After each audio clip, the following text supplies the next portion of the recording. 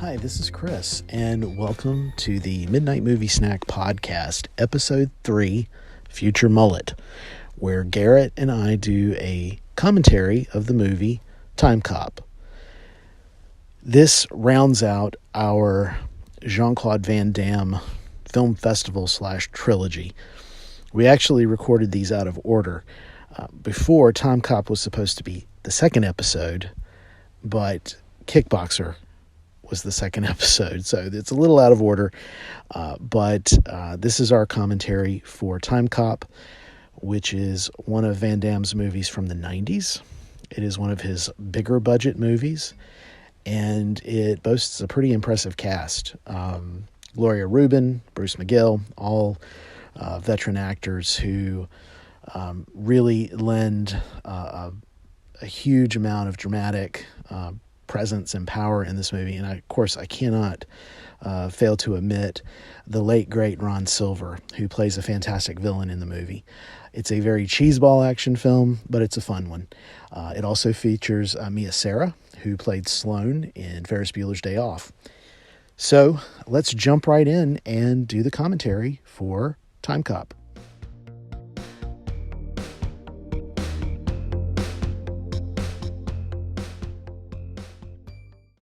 Cloud server. Sweet. All right, dude, it's recording. So go ahead, dude. Make the introductions. Okay. So we're in our continuing series of Jean-Claude Van Damme, which it's like this is just the second one, but we have decided to go to, I think, probably was one of his more successful films. It was certainly one of his more widely commercial films, Timecop. Definitely. And it's like, like that article you sent earlier today, I read over it, and it reminded me of a lot of things that I remember being said about it when it came out, where it's like, oh, this is a ripoff of the Terminator, right, or this is a ripoff of this or that. But the thing that even though they would say those things, they always would say, but Jean-Claude's really good in this film. That was like almost understood. It was like, this is definitely one of his better films, or his better acting portions of it. Yeah, definitely. And it's a fun movie, and it's like he's got a really good cast of people around him. Like Ron Silver plays a really good villain. He was a really good actor. Great. Rest in peace, Ron Silver. Great actor. And then Bruce McGill plays his boss. Yeah. Oh, yes. He was from Animal House, and he was in the last episode of Quantum Leap. It's always MacGyver. It's absolutely. MacGyver. Yeah. But he was also the last episode of Quantum Leap. He was in that with Scott Bakula. So, and I got a little added bonus here. It's a cameo appearance. It's a cameo appearance. How you doing? Good. he just wants to eat popcorn. He don't really care about movie or anything else. He just wants to eat popcorn. Anytime's a good time for eating popcorn. Your boy loves popcorn. Yeah. No, okay. Good point. I better. Hold on. You need to. Oh, it's already gone. Hold on. Let's see. Let's get back. It's going back to where. It's going to start back over again. Let's see. Yeah. Hold on. Mine's probably going to do the same thing. Okay, I'm going to pause at that same spot. Hey, you can't eat all day's popcorn. All right. This is for the movie. All right.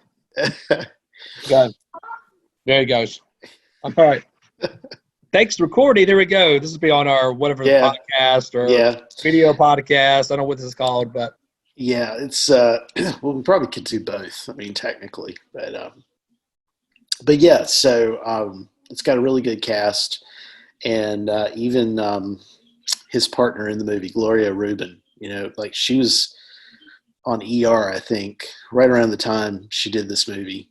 And but she left ER. There's a little trivia about her. She left ER to go tour with Tina Turner, sing backup for Tina Turner. Wow. Yeah. So it's like I remember reading or seeing an interview with her when she was talking about leaving ER, and she said, there's very few things that would make me leave the show, but singing backup for Tina Turner is definitely at the top of the list, which I can appreciate that. But yeah, so she's his partner in this movie, and And then, of course, his love interest, Mia Sara, who was Ferris Bueller's Day Off. Exactly. Yeah. So I mean, a really good cast in this movie, and I think he really came to play. He brought his A game to this movie. He brought his A. Yes. He did. I think he gave it his all, and it shows. I mean, I think he's really, trying to do his best Mullet here. and everything is there. Yeah. It's just, I think a lot of people will say, when you look at his career, it's like, yeah, this was kind of like the last really big picture that he had. It's kind of like after this, things started to kind of, dwindle away. He was kind of doing more of the direct to DVD releases or the, direct to video releases. But it's a good movie. It's something I think you certainly should be proud of. Because it's fun. I mean, here we are, 20 years later, more, how long is it? 94. Yeah. 26. Yeah. So it's like, and we're still sitting here talking about it. So, well, the cool thing is I was looking at the director. I didn't know this, but it got, I don't know if I'm going to pronounce this correctly, but Peter Hyams, is that right? Yeah. I think that's how you pronounce it. Yeah. Well, I mean, I was looking at that, so I just kind of clicked on him to see what else he had done. Well, he not only did this one, but he did Sudden Death the very next year. So they collaborated again. Mm-hmm. And then I was like, I just was flipping through his Wikipedia page, and it says he's got like 3 kids, and his youngest kid, or maybe not his youngest, but at least is one of his kids, is named John Hyams. And John Hyams did, this is really neat how the little segue here it goes to this. He did he directed Universal Soldier Regeneration and Universal Soldier Day of Reckoning, both with Jean-Claude Van Damme. Oh, wow. And the cool part about that, which is not only how that his dad did 2 movies with him, and now he did 2 movies with Jean-Claude, is that his dad did the cinematography on, I think it was the first one. Oh. So it was pretty cool. So that is. He went back. So his dad also, again, worked back with Jean-Claude. Yeah. Again. And so, which that was pretty cool. One of the things that the director, Peter Hyams, is that Peter always does for every film he's directed, he always does his own cinematography, which is really cool. I think that's rare. That's very rare. Yeah. So every movie he's directed since 94, since 84, he has been the cinematographer for those actual films, which is pretty cool. And so then, just like I said, now he's had at least 3 different works with Jean-Claude, and his son he did 2 movies, and his son has done 2 movies. That's pretty cool. I think it's pretty cool. Yeah, no, that is. I think a lot of the times you get well-known actors that, pair with a director, and it's like a great relationship, and then they work together on a lot of stuff, like Martin Scorsese and Robert De Niro. They do movies together all the time. Quentin Tarantino was using a lot of the same actors over and over, in some of his movies. So that's cool. That's cool. It's interesting. I didn't know that about Peter Hyams' son. But in fact, I don't even think I've seen those Universal Soldier movies. I saw the first one, but I didn't see the follow-ups. Not even the one that Jean-Claude came back for. Those 2. I think check this out. So we may have to check those out. Yeah. Well, I was looking on Netflix. At least one of them. We have to do all of them, but just maybe do we'll see how good this is. It went off again. Yeah, it's. I was looking on Netflix at just looking up the movies that has Jean-Claude Van Damme in them, and I was surprised at how many movies he's still doing today, or at least within the past few years. I mean, he's still pretty active, which is great. But I haven't seen any of them. Shape still. That's what's. Yeah, for his age, he's in terrific shape. But when we were watching Bloodsport last time, I forgot to bring up, and so now's the perfect time to bring it up. So I saw recently, and I say recently, it's probably been in the past few months, Jean-Claude's daughter is I guess she's into martial arts or something like that, but she definitely is kind of it's got her dad's talent, but she looks just like her mom. And her mom, I think her name's Gladys Portuguese. She's beautiful the one he lady. married twice, right? Yeah, exactly. Yeah. They kind of reunited. But yeah, I forget his daughter's name, but I was really so right. Oh. That's right. I haven't. I forget his daughter's name, but I was really impressed with what I saw. Like, she really seems to take after her I've seen that dad. before. I've looked that up before, like in the past. But I've seen that about his son and her have. He's got a son who also has worked in some of his movies. Yeah, as well. But you're right. I think she's the one who actually shows the talent. Mm-hmm. Yeah, definitely. I'm surprised that, and maybe she has. I just don't know, but I'm surprised she hasn't like done her own line of action films. Kind of carry on the If only tradition. If Canon was still in operation. Exactly. If Canon was still around and right, Gull and Globus and all those guys, exactly. if they would still be cranking them out. So, all right. Well, you want to go ahead and start this up? Let's crank it. All right. I'll just count us down, do 3, 2, 1, and play. All right. 3, 2, 1, play. Did you try again? No, sir. I will not try again. What's your screen say right this second? Mine's right at Universal. Universal, an MCA company. Yep, I got that too. So I have not seen this in years. Me either. I think I remember seeing part of it several years back, but it's only like it was like a segment on it. It was like I definitely caught it midway and it's yeah.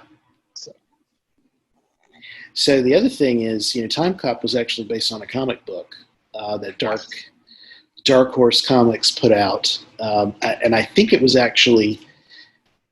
put out by Dark Horse kind of with the idea that this is going to become a movie.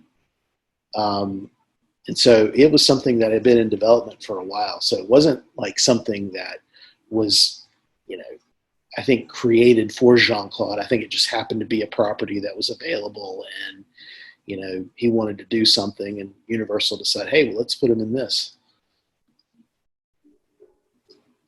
Well, I think one of the things that I read in one of those reviews was that, we're calling it like, I saw what you saw about, it was a Schwarzenegger, it was a Terminator ripoff and then it was talking about, they called the time machine vehicle like, just like a souped up go-kart or something. I forgot what they it said something like that. But I'm like, like after watching like Timeless and even as silly as Hot Tub Time Machine, it's like going, it's actually a pretty cool thing. It's like, I don't think it's like in at all like a ripoff on, I don't see the ripoff comparison on Terminator. I don't get it. I don't. Yeah.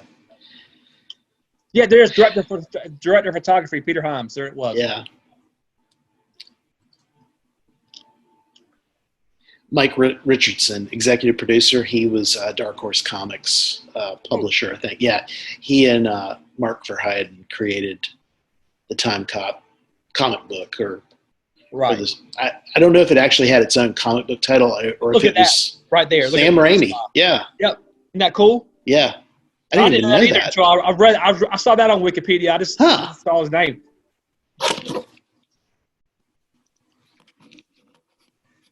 So there is a Peter Parker connection here.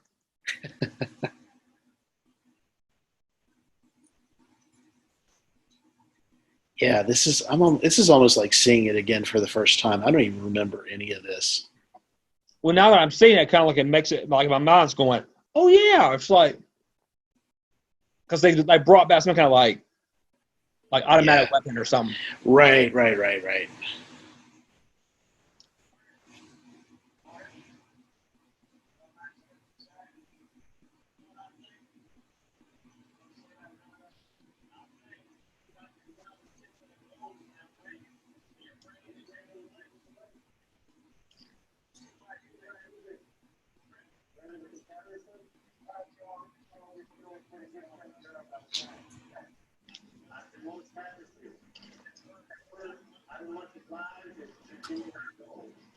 Oh, well, sure. We'd be happy to give you this gold.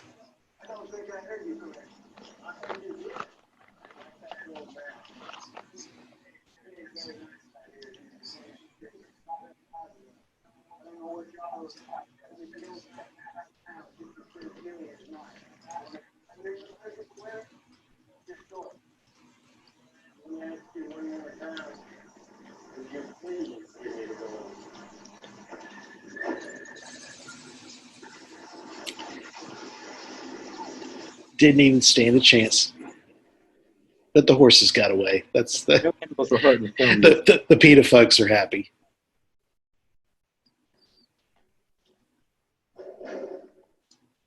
Yeah, the Senate Oversight Committee. Covert operations. It's Barack Obama. Yes. A young Barack Obama.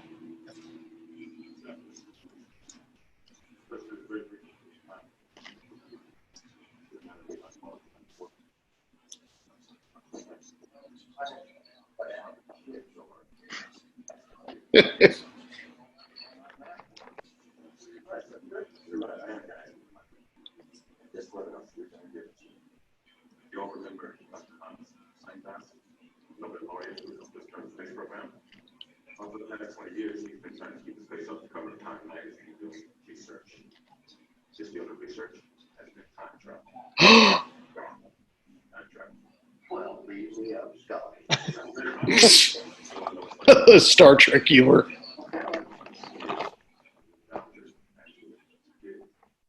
What? Say what? Mic drop. Or junior mic drop.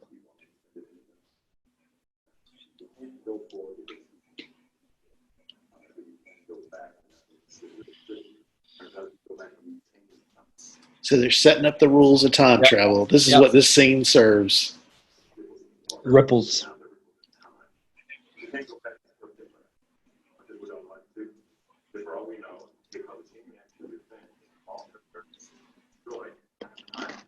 That might be where you come in. We have to form a brand new code for agents to believe this technology is actually protect time. That we call the Time Enforcement Commission. Oh, he just came up with his own name. Like, oh, you just come in here. Yep. How about we figure out what to call it? How much? How much?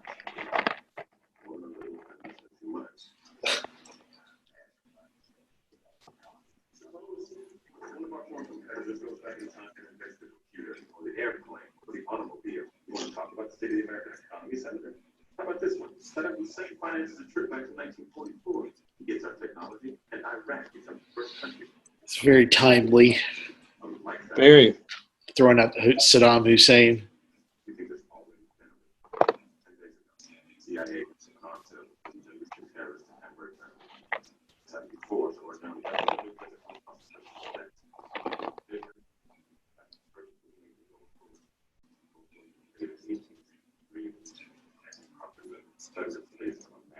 Uh-oh. Which goes and it pulls into the Sahara movie with Matthew McConaughey. And when he went searching for that gold over there, Everything's connected. it is connected. It's like an Easter egg. Who smokes a pipe anymore? Yeah, it's something you don't see that often. Mm-mm.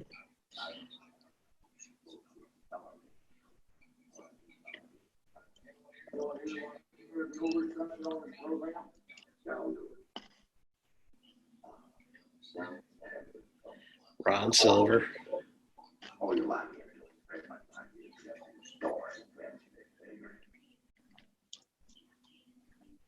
Oh,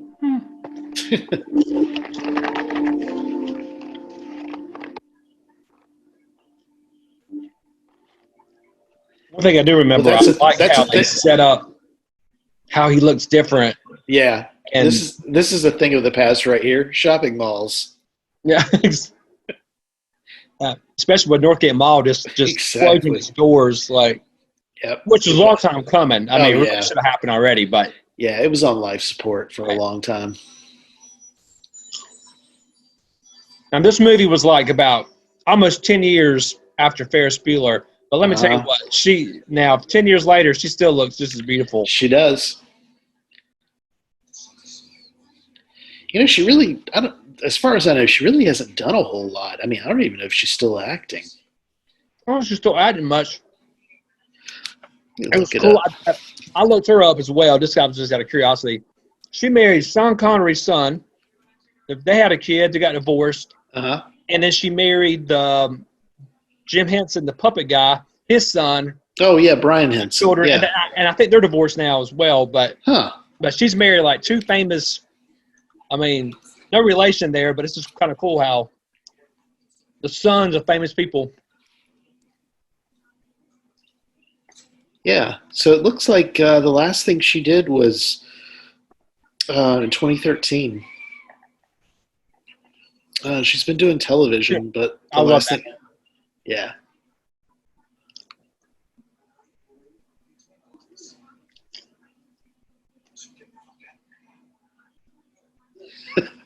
I love that. Yeah, there's a Nissan promo, 1994. Uh-huh.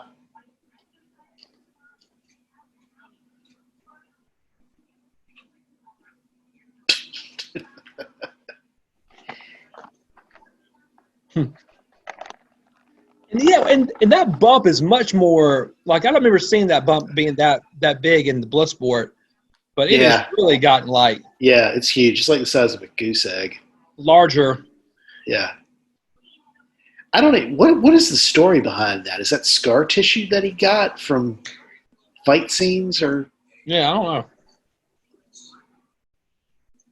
You know, I remember during this time when he was kind of at his most popular, like doing all these kinds of movies, he would say in interviews, he's like, you know, I really want to do romantic comedy. I think I would be really good in a romantic comedy. And I think this scenes like this with him, the two of them, is him trying to like show his range. Show his romantic lead, you know, qualities or whatever, which, you know, I just have a hard time picturing him. You know, Schwarzenegger was able to kind of make the leap to things like that, you know, usually in the context of the comedies that he did, like Kindergarten Cop, really. Kindergarten Cop. Showed. And then True Lies was kind of a mix. Yeah. That was a good mix. Yeah. And there we go.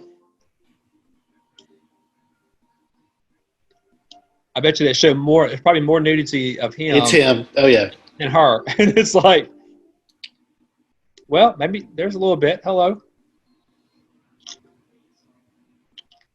If Ferris Bueller could only see this now. Do you have a kiss for Daddy? I think that was a whole lot more than. Yeah, I'd forgotten about that. Me too. I may watch this again. Past 26 years.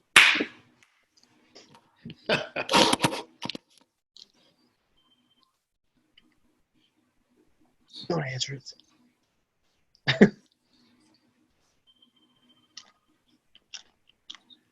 She had that woman intuition. So I'm just remembering. So this is, you know, like the way you can tell the two Van Dammes, past and present, apart is there's like pre-Mullet Van Damme and then Mullet Van Damme. Exactly. And that's right, because he's just like a cop, right? Yeah. But this is the night it all happens, I think, for him, if I remember correctly. It is.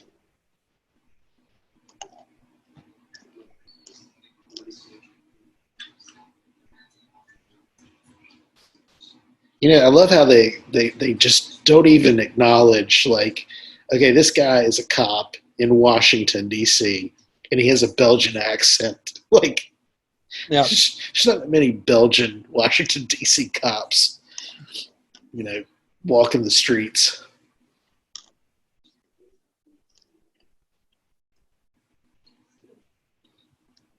There's a twist. Did she tell him yet, or did she tell him afterwards? Nope. She doesn't tell him yet. He finds out later.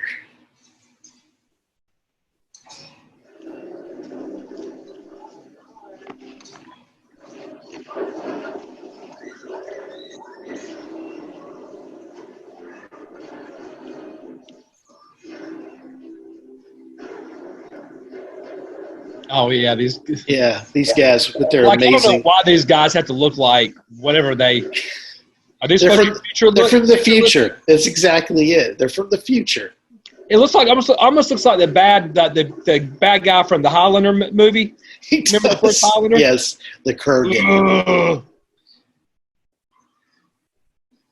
when There could when be you see only him shaving his one. head and does all that Yeah. crazy stuff after him. Yeah.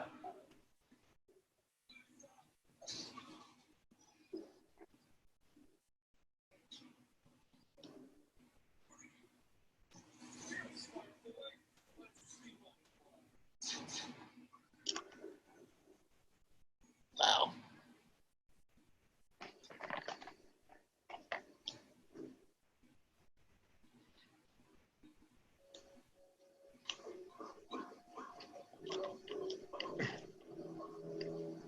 I'm not really dead. I'm wearing bulletproof Should put a bullet in his vest. head. Yep. Now we're pissed.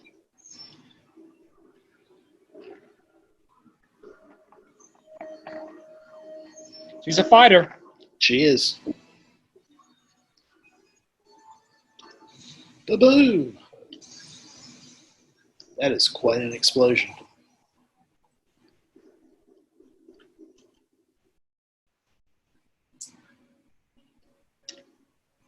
And he just got up, and only to get blown back to the Oh ground. my god.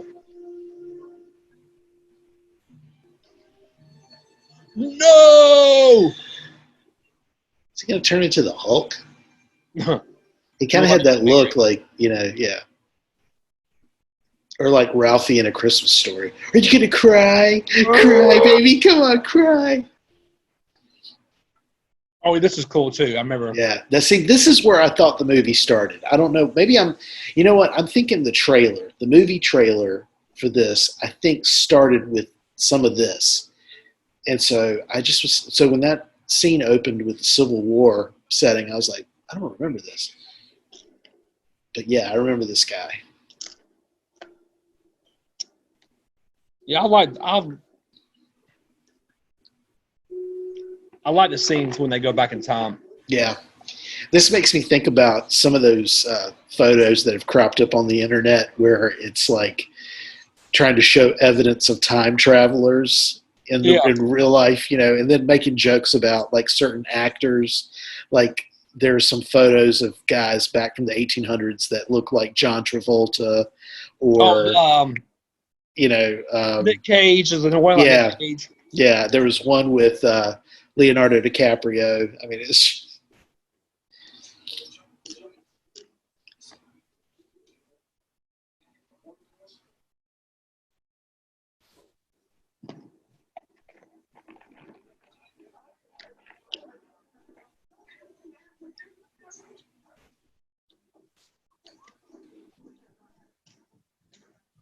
so. Let's see if I remember correctly. This guy is from the future, and he has come back into the past, and he's profiting off of Yep.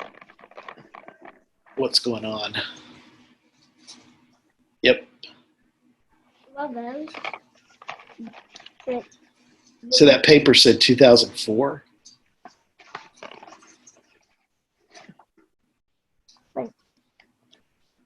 I love y'all.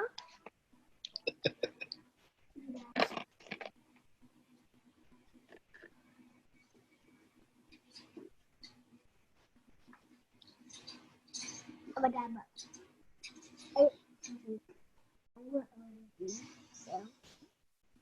I don't like them anymore. Okay. So he's got he's got a Walkman on. Yep. So he's going to be looking at oil. From that, that's the one. Okay, thank you. Yeah.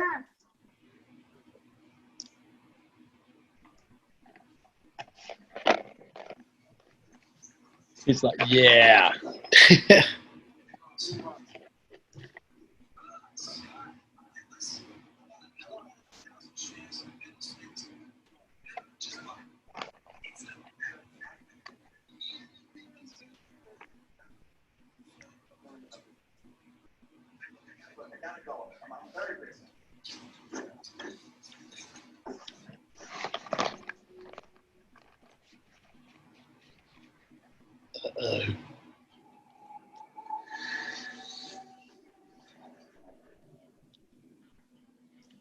Timecop.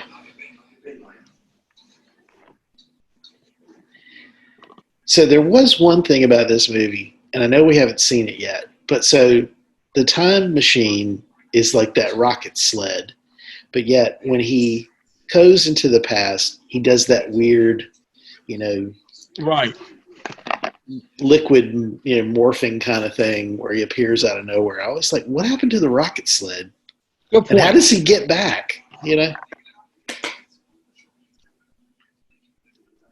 Like, he's got to have it. Like, I remember there's some scene where Jack holds him off and he gets in the thing and he takes off through the past. Yep. Oh, here's a chance for him to fight. John L. Sullivan. It's kind of like this is like UFC meets the traditional boxing era. Yeah, fisticuffs. Little Jackie Chan action there.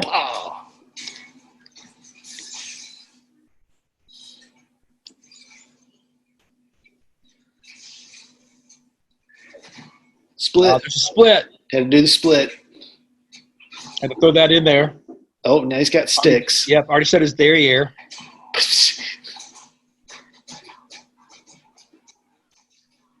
Did Benihana on him. Man. Oh, right in the bread maker. Oh!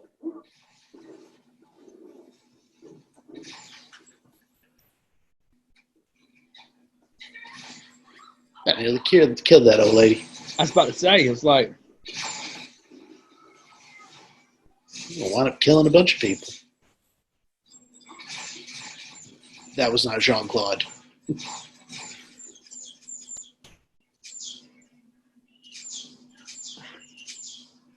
Futuristic weapons.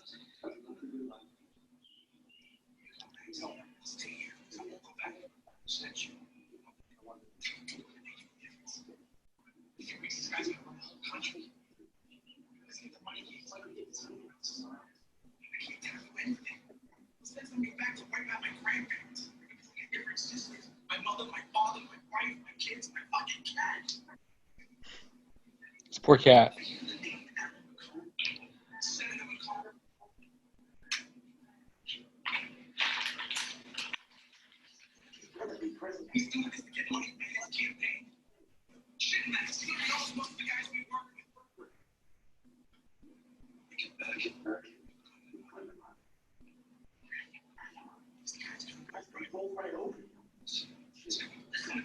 He goes, you don't know who you're talking about, buddy.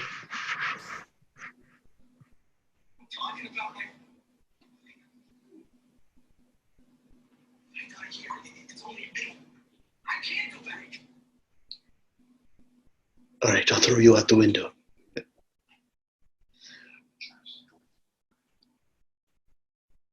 Okay.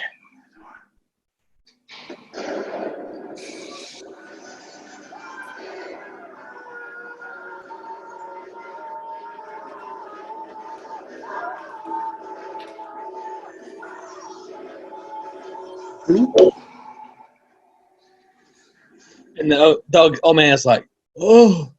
Holy Mother Mary.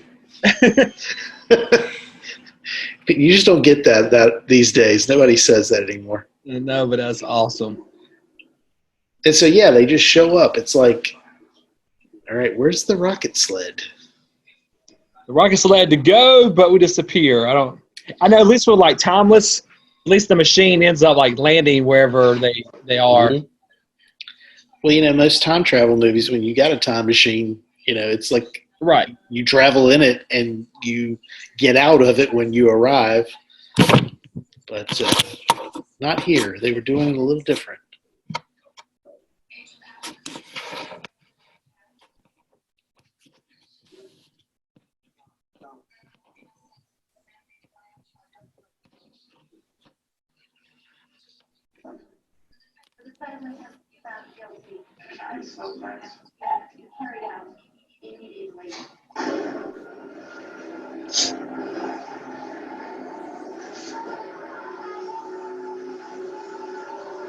Ooh.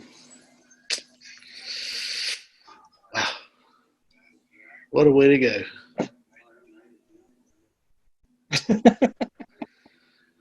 Tomorrow may have been a brighter day. Just think about that for a minute. This whole agency, they can carry out like death sentences on people who, like, there's no due process. Well, they're thinking that in the future that it was like that's how justice system was going to be. I guess. And it's like he didn't even have an attorney. Like he didn't have anybody present to.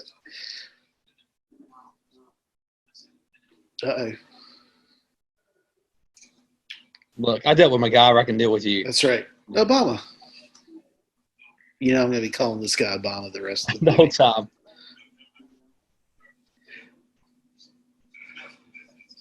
Let's call him Barry. Barry. Barry, good to see you.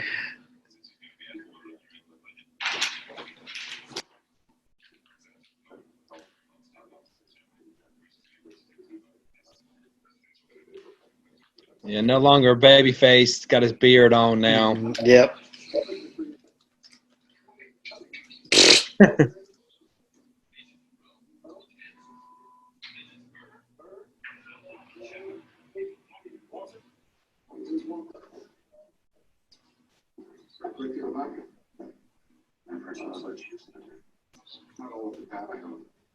Most of it.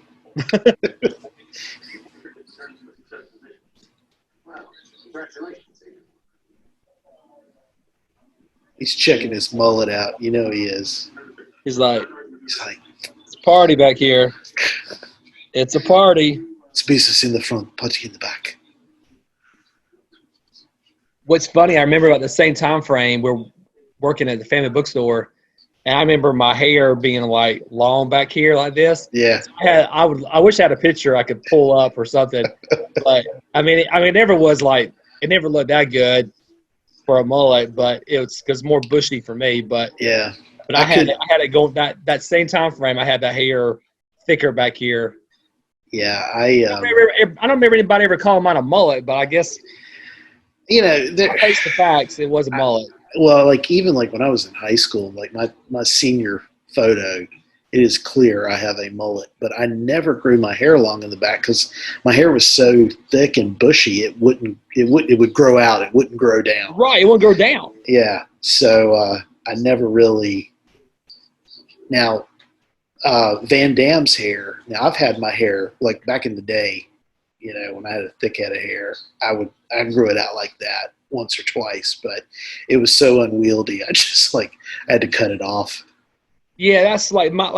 I wanted it long, and I tried to grow it, and it would be like down to if I pulled my curls out, they'd be down to like my shoulder. Yeah. They would curl back up. It looked more like a squirrel tail back there, all bushy back here in the back, and then it'd be like. But if I combed it out, it'd be like, look at this hair down to here. It's like that's great. But it'd go. Enough about the mullets. That could have been a great sequel idea. He goes back to prevent the development of the mullet. So guys like us would not feel like, oh, I can't have a mullet.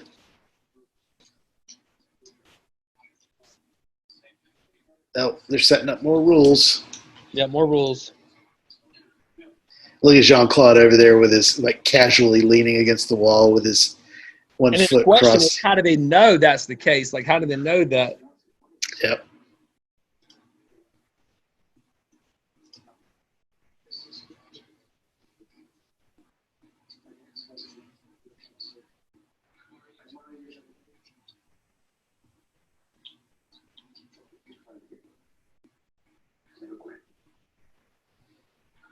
I never quit.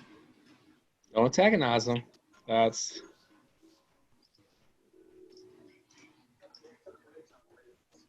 and these cars are supposed to be a little bit like Blade Runner cars. Or I something. guess, yeah. They They're look horrible. they look absolutely horrible.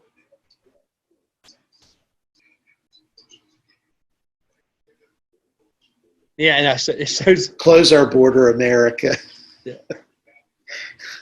Is that what it said? Yeah, it was in the. I've got it on closed captioning, so I'm seeing the dialogue. It was just talking. The guy's talking with him about all the groups that he's involved with or whatever.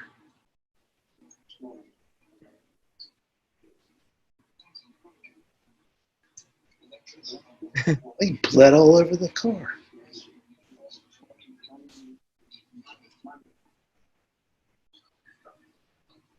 Enjoying those, you know he's a villain because he's eating peanuts while he's like talking about his plans.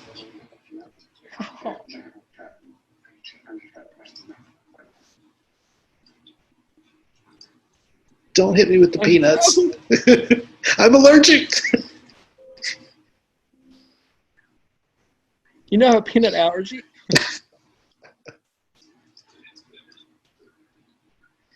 Yes, he's dreamy.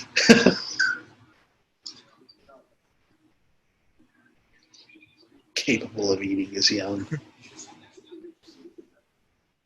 You know, you picked up on that too. He interests me.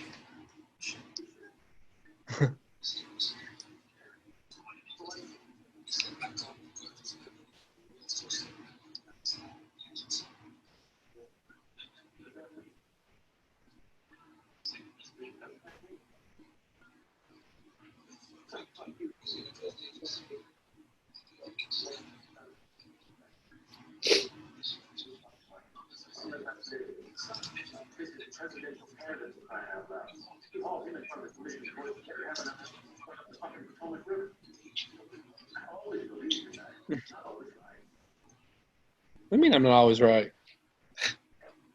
Who took that picture of them? It looked like a casual photo, like they're walking down the street. It took I think isn't that the one from the day of the? Oh, that's right. That's right. Yeah. That was back at the beginning. You like his hand. He's like, I was holding his selfie stick.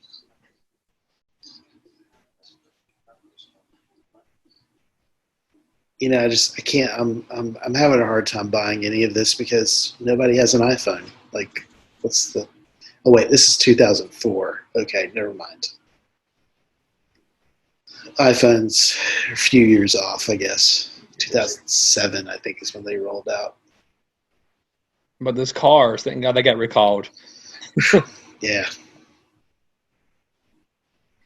That was like that's money spent. They could probably put that somewhere in the budget. They could have just said, you know what, let's keep the cars looking kind of like they are now. It is 10 years. Like when this movie came out, 2004, it was like, this is 10 years in the future. Let's not go too crazy with the cars here. I mean, like seriously, like windshield. Hello. It's like it looks like a ride at Disney World. It's like home. Like, I mean, the car could take you somewhere, and you'd have no idea. Like you're telling it, take me home. It's a horrible design. I mean, exactly. It's so top heavy. It looks like it's going to fall over. Oh, and even did you notice on the Washington Monument, there was like this weird light going back and forth. Like it was, even the monument's futuristic. Yeah, okay, both scenes of DC, when they show the car, they showed like one car. Well, now they're showing more cars, but like you could there only were some see that normal once. Cars. Yeah. Yeah. Like their budget wasn't that big to have like multiple of those. He puts his computer by the door, like, or is that his ATM? What is that?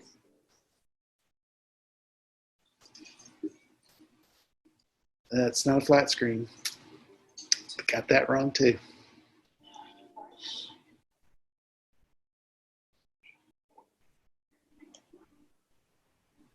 It's just, it's so funny. It's like, this was their vision of what 10 years in the future would look like. Exactly. Which we know now. It's cool like water coolers still. The water coolers have changed. Even 25 years in the future, things really haven't changed all that much. I mean, the cars do not look like tanks, and furniture still kind of looks the same.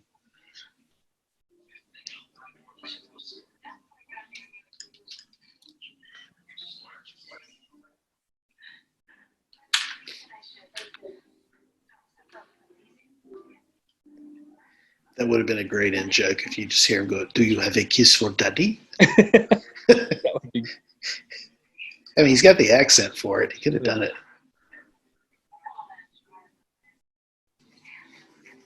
If it was done today, maybe they put it like in the end credits or something. The roll.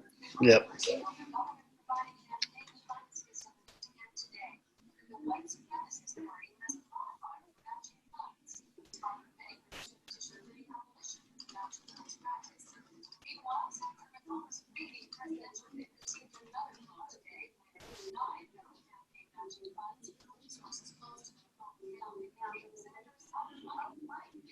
It's like the camera's looking for him. It's like, not over here. I think it's kind of like that. Not there he Supposed to be is. kind of like that Back to the Future. Yeah. Thing, where it kind of goes around the room and it's supposed to show you things, kind of the deal. It is. It just struck me as like it's like the camera's trying to find him. But Where is he in all this mess? He's the. Oh, it's on now. Oh yeah. That's where he kicks her tail in his boxers. He's like, for this scene, I need to be in my boxers. And there's Scott Lou. Is that Lou Diamond Phillips? I'm just kidding. And I need to be oiled up. Oh. Was Lou Diamond Phillips too busy filming Young Guns or something? Yeah, I think they were doing the sequel right around this time. That's some knife fighting.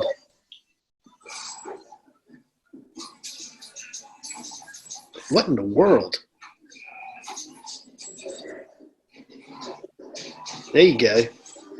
Forget the knives, man. Just let's get with the kicking and punching. SA.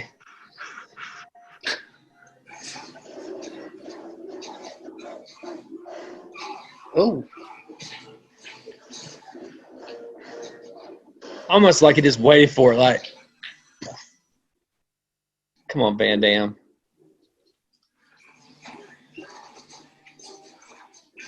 Oh, yeah. Awesome.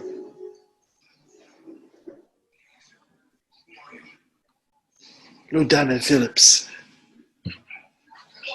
Oh, turn him around. There you go. Light him up.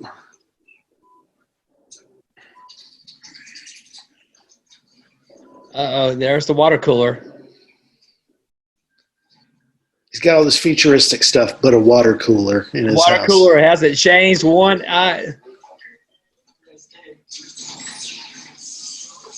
Woo! Woo!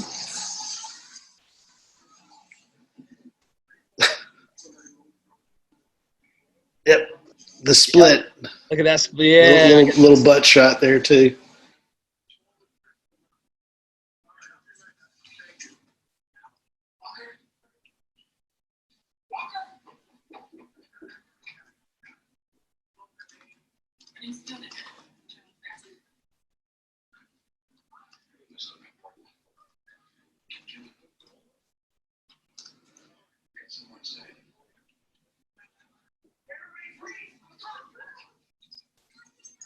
No, you're not. You said you were internal affairs. Oh, wait, internal affairs are 7 cops. apartments. 1341 to 13. Yeah. Is that how we do the apartments in the future? That's how we have the sign outside our apartment. We're in zone 3.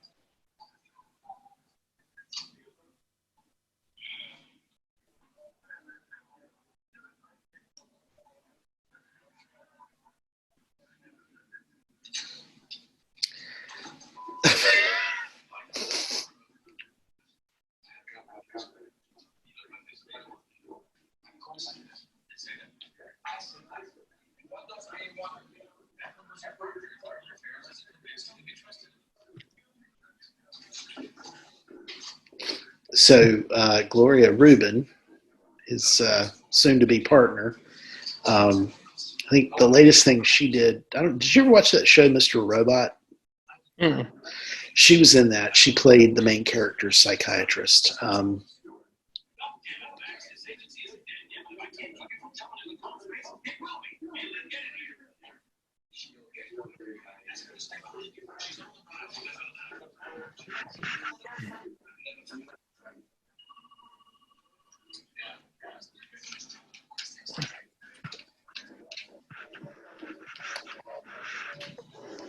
Oh. Wow. Well, hello. Oh, this is one of those. Yeah. Did they get that right in the future? Had the. Hey, then that's actually kind of. They got that kind of semi right. I don't know about what you can do with it, but I mean, just have it where But that's kind of like, what was that off of? Was that Running Man? Or something like that. Lawnmower Man. Huh? I thought it was a Lawnmower Man. Was Schwarzenegger? Did he have something? Oh no, that was Running Man. No. Total Recall. Total Recall. Yeah.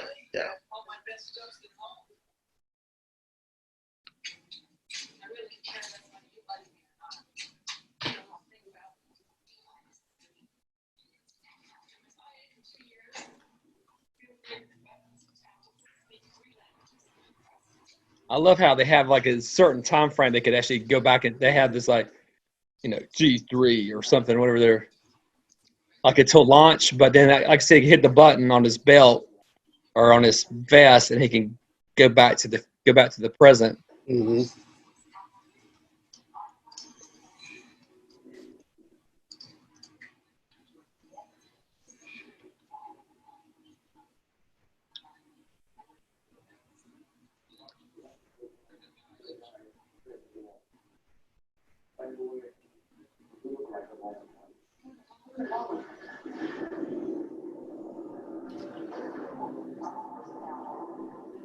It's like a ride at Disney World. It does. I guess they got an express pass.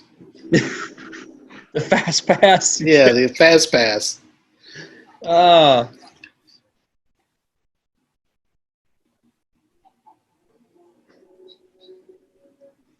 guys with the helmets there in the back. That's nice little sci-fi touch there.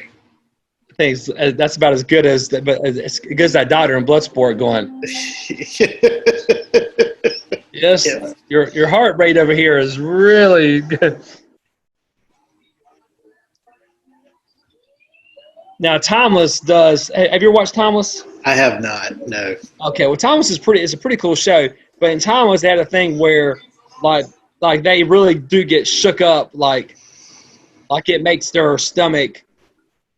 And now this part, but like I said, but the difference is in Timeless, they're on this machine, it spins around or whatever, but it lands wherever. We're here that is kind of a pier. Yeah.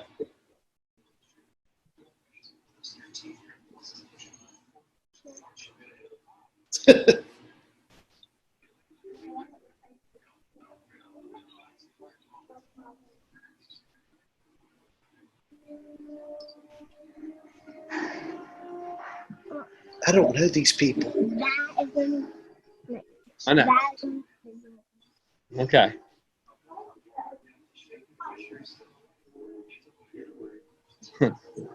I know. It's so weird to make such a production over the time has to be.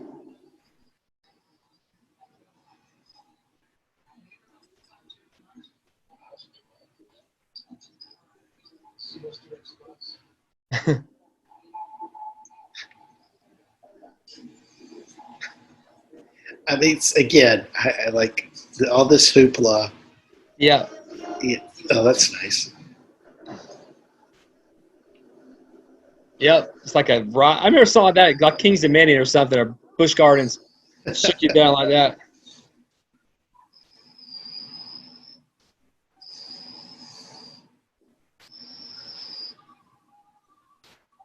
it's like, and you get a picture. Oh, nice. That was like a Snapchat filter or something going on there. Okay, okay, you're totally correct. But the machine doesn't stay there. It goes. It goes somewhere. Where did it goes, but they come falling like out. This. Yeah. It's so where does the thing end up going? Exactly. It doesn't make any sense. Our taxpayer dollars at work. Now that part. Okay. I thought this movie always did a good job with the whole. Like it's kind of cool. Like like you can't go to the future, but you can't get to the past. Mm-hmm. I like some of that stuff, but the whole machine aspect of it is.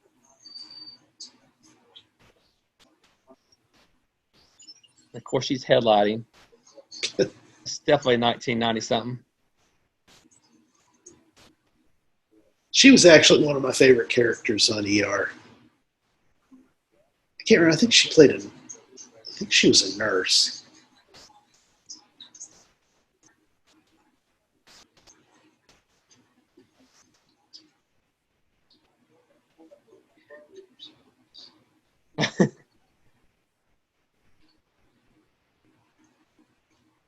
Your coat is now dry.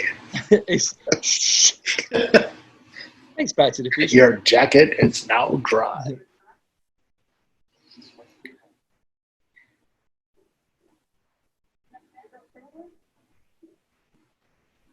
I did.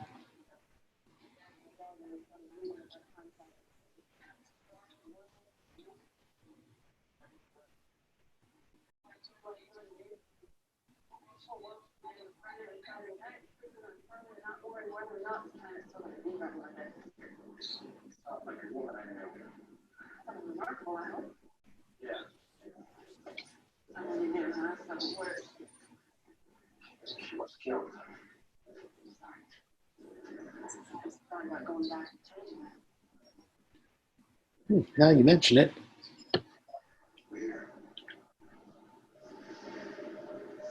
Yeah, that thing is huge too. I know, it's like that was the iPhone prototype. I mean, even the BlackBerry wasn't that big. No, definitely not.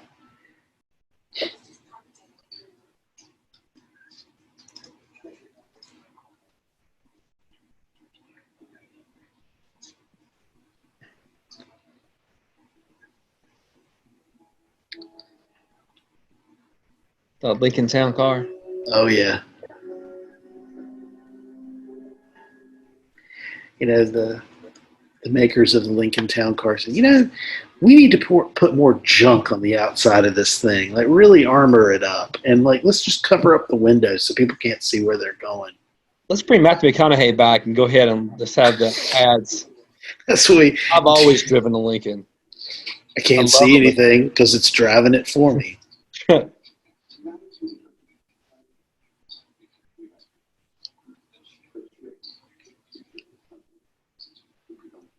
He looks like Jerry off of Park and Rec. Yeah.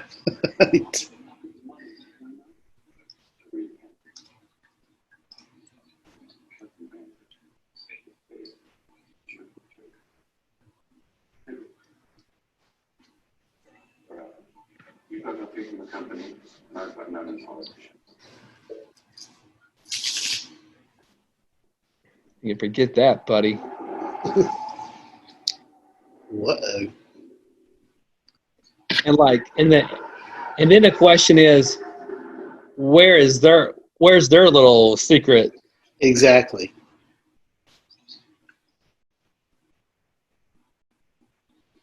And so like there's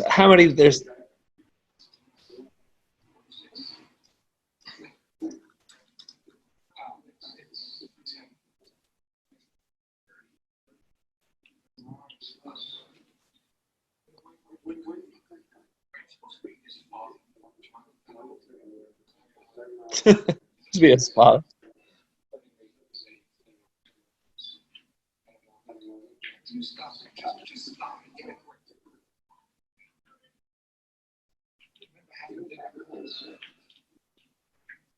Oh, special effects.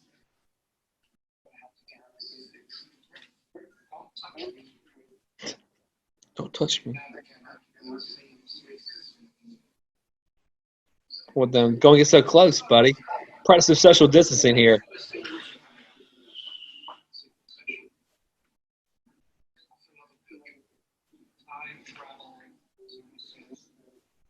Okay, so I'm just sorry. There's 4 of them, and if he makes 5, so there's 2 per vehicle. So that means there have to be 3 time machine vehicles to bring them all back to this point in time. Unless they opted for the deluxe, that has 4 rows or 5 rows.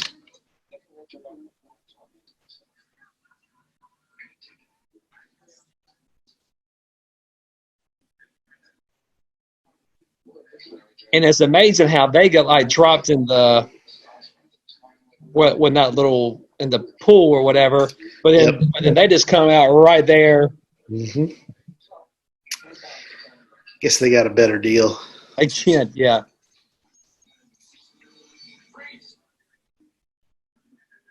It's still common no matter what age, what year you're in. Ooh, burn.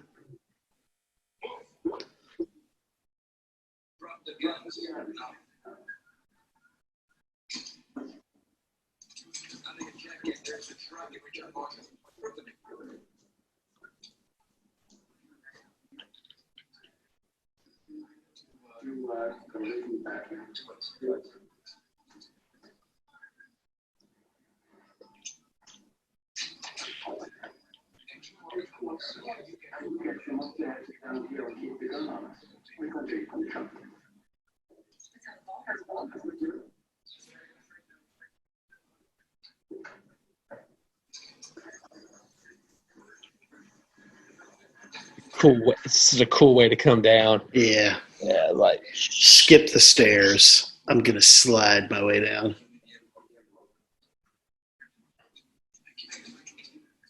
he's like, okay.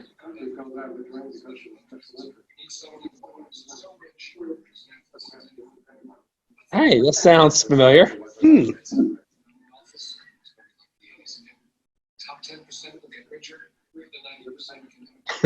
Okay. Yeah, Mexico. Sound- They get shot by the drug cartels. What? Didn't see that coming, did you? I remember. I think when I saw that, I remember like and then going, "Well, I'll be danged."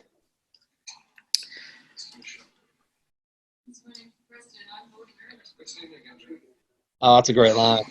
He's running for president. I'm voting early.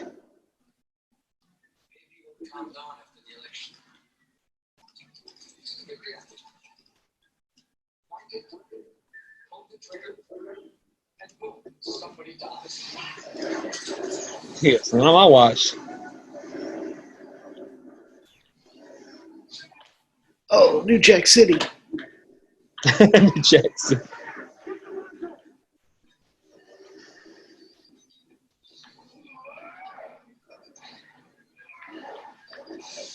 Oh, Wesley.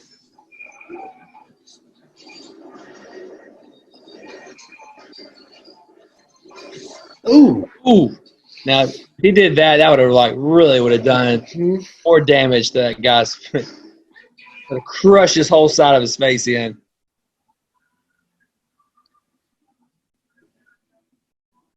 And there's supposed to be some cool shades for 2004 coming back to 1990. Very, very quiet. I'm hunting, time traveling. No. Oh. Nope. Oh, got him in the clamp.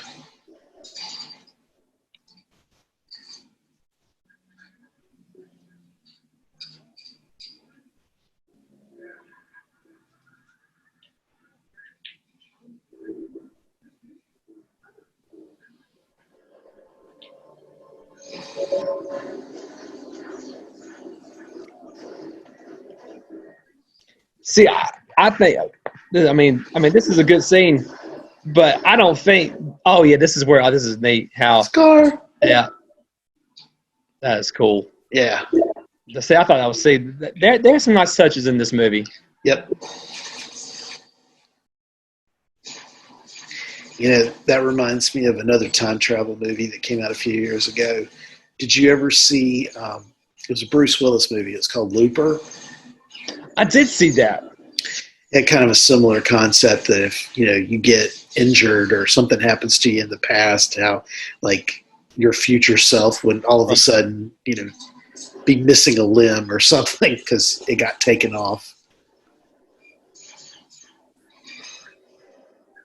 You know, I'm thinking about this, about how, you know, this really was a good performance by John Claude. I really do think this is one of his better ones.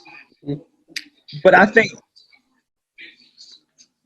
like, this movie did really well money-wise. Yeah, you can really tell here just the special effects. Like, it's just, it's off just a little bit there, like.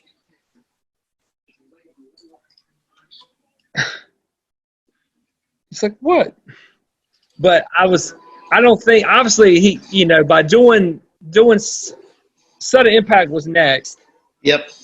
And even though he might have enjoyed working with this director and everything like that, it's like going, he probably should have picked another film and like rode the success off of this film and probably did a better job of picking a better avenue Yeah. for him. Because like that movie didn't do that well. I mean, it still made money, but it didn't do. It made money overseas. I was reading. It didn't make that money much here. Yeah, it wasn't a big hit here. Right. And so I think because of that, I think that stalled all the momentum that he had off this movie, and I think that would have helped. Yeah. Him. If he could go back in time, maybe he went to Sudden Impact. How's that? Yeah, Sudden Impact definitely felt like a step back. It's like Sudden Impact's fine. It's a good. I mean, yeah, but it was taking a step back, though. I think right instead of taking a step forward, and this is where I think. Well, that's right. That's right. I forgot about this. Have a nice day.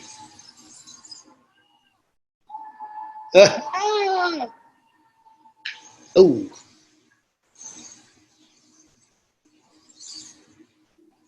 See, I think Schwarzenegger could have had a much better line other than "Have a nice day." He would have probably said something like "Chill out." Chill. Yeah, that's kind of like we go. What happened to Sully? He goes, "I let him go." Yeah.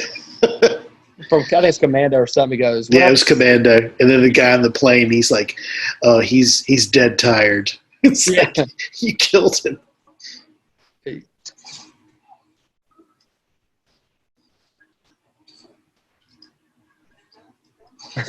You don't have to.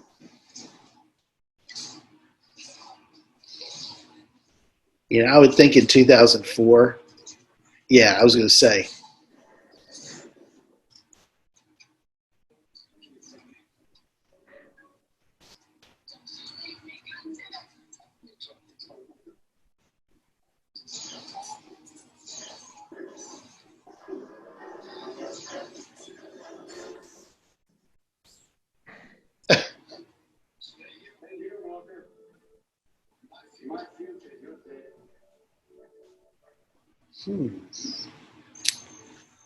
That's a threat. And just walks right back, man.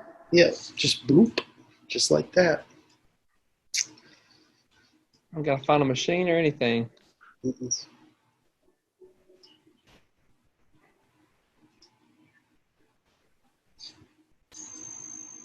I think it'd been much more believable if they just would have had something, even like Timeless, where you had to get back to something and get in it and hit a button to go back. Yeah. Than to be this whole little yeah, like that.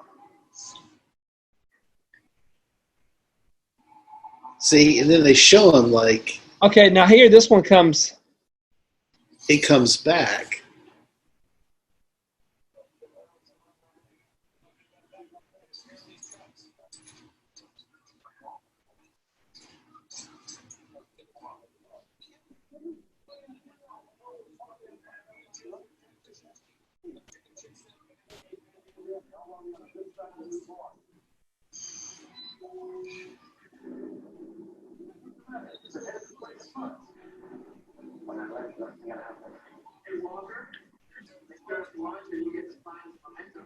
If he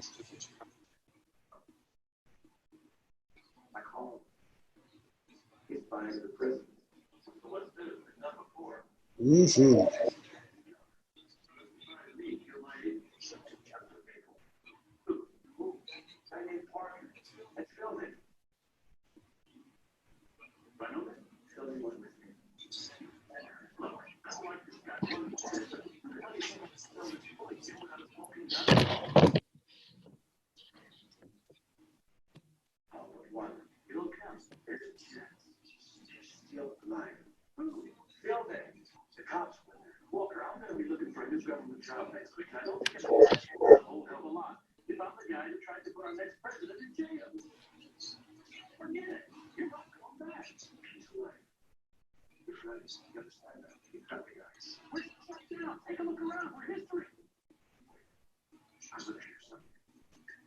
A magic trick. It's like, come on, Mac. I mean, Max. I'm going to show you something. Max. I can type.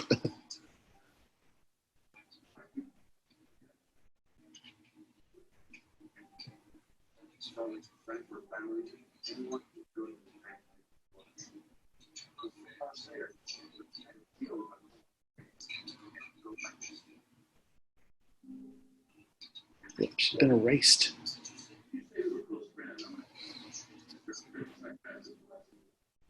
How's our leading president of Canada taking these expeditions to the past without our equipment on that line? The prototype was not expensive. Climax.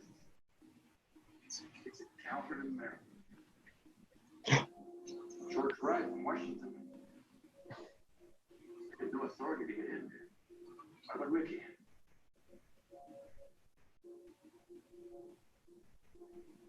You were my best friend. You would do this to me. I wish that right here, but his back is already told the story. You get that one vehicle that keeps driving around. They get it. Probably I spilled like at 3 o'clock in the morning. Yeah. Yeah. I'm gonna go run and get something to drink. I'll be right back.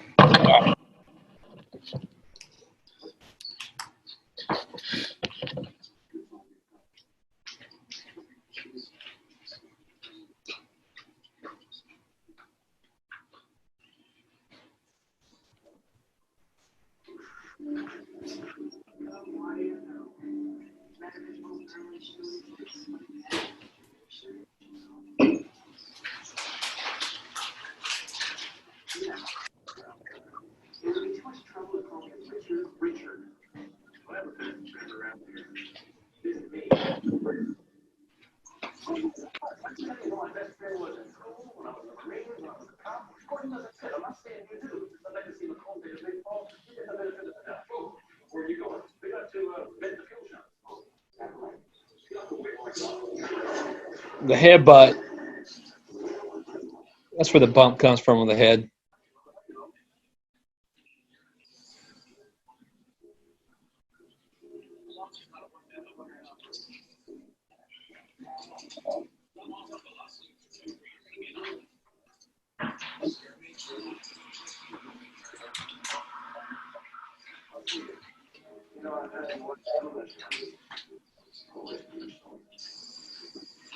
He goes, "You are my best friend."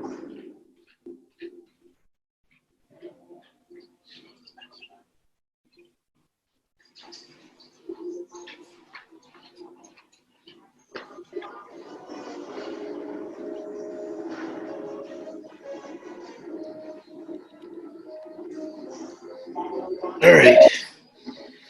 So I don't He have said- popcorn, he but I have goes- Cheez-Its. He goes, cheese it. He goes, I've had your wife's goulash, I don't know how many times. He goes, always too much salt. He's like, maybe you're my best friend. Oh,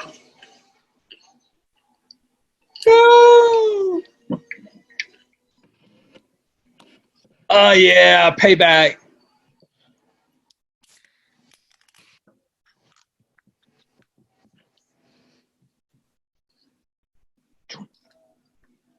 Oh, this is great. that's right. I remember this. Ooh.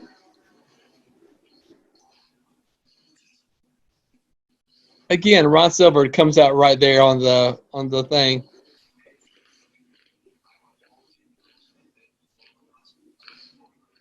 Is that the same street where I see dead people? No, it's Philadelphia, I think. Yeah.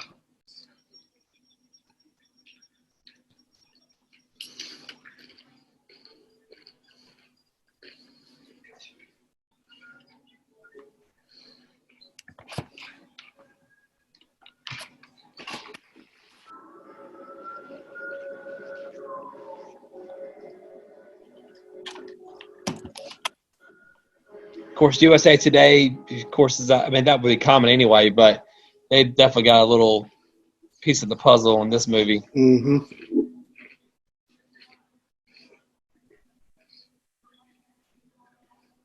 And that's something you don't see. We don't see any of that today, but anymore. With this whole COVID mess, but like, what kind of badge is that? But you don't see paper machines hardly anymore. You really don't. I remember that time frame, that USA Today. I remember I used to get that paper as often as I could. I loved USA Today paper.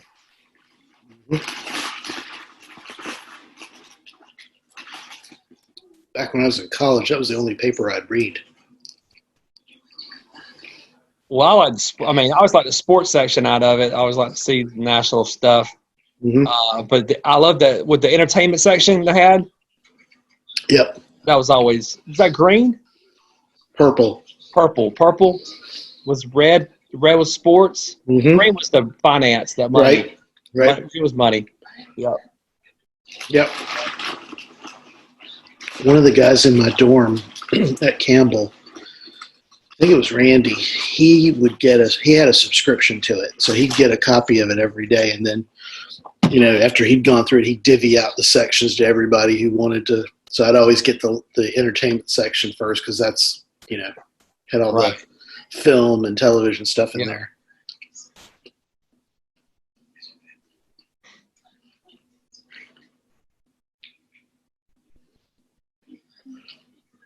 I thought he shot her in the head.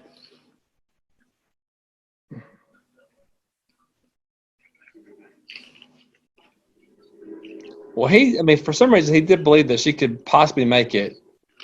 So I don't remember where she was exactly. Obviously, her head looks like it was intact. Yep.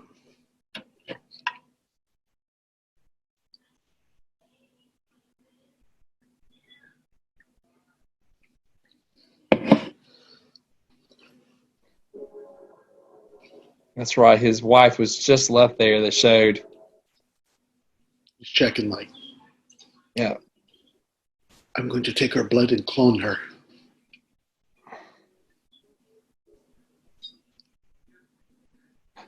What? What did I see? What? This is where he finds out. Yeah. October 10, 1994. Am I the father? So I would have been in.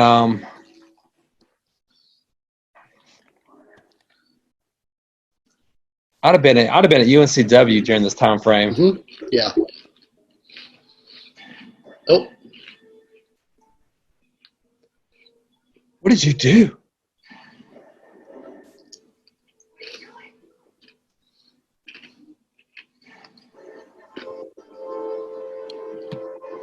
You just touched.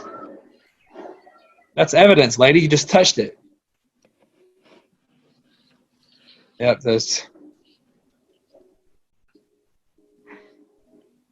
He was too busy if he didn't even read in that pregnancy test result. I know. So He came back and selfish. saved her. Just thinking about himself.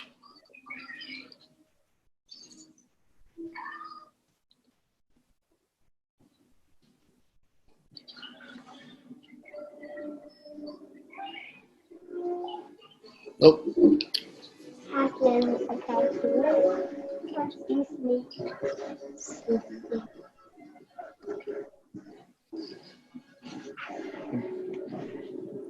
Got that little partner back again with me. Woo. Parkour. He really didn't think that through.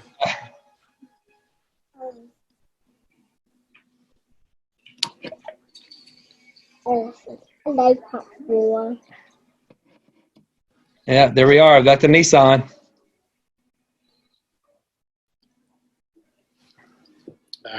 Back to where.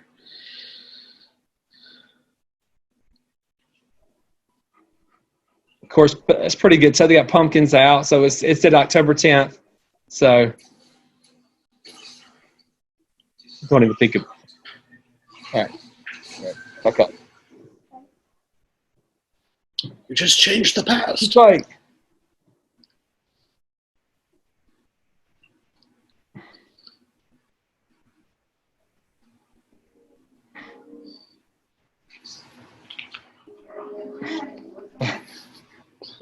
It's a sexy role-playing game.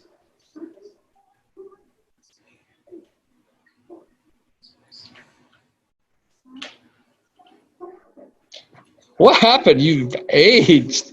That hair.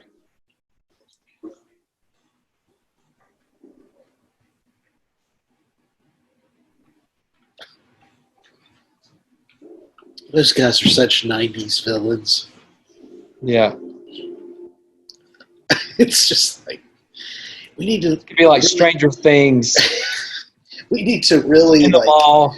make these guys look like futuristic villains. What do we do? Well, first we're going to shave their sideburns and the sides of their heads. And then we're going to put them in this weird, funky floral print and then put leather over that. Yep. Yeah, they're more. That should work. Yeah, it's still more like it's like really bad '90s taste and trying to make it look futuristic.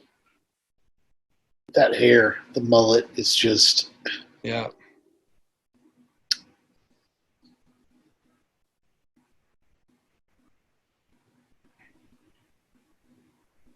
Of course, he never would have checked the door that went by. Of course not.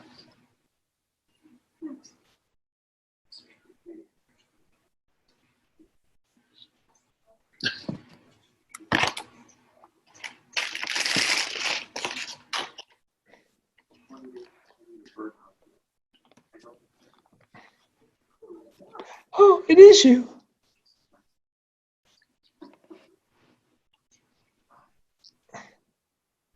I mean, it's not like he looks dramatically different. I mean, the mullet is a lot to handle. I get her shock at that.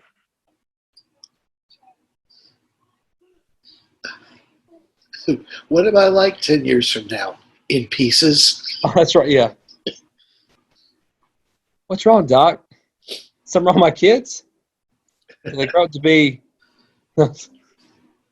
Yeah, they do. Sorry, Marty.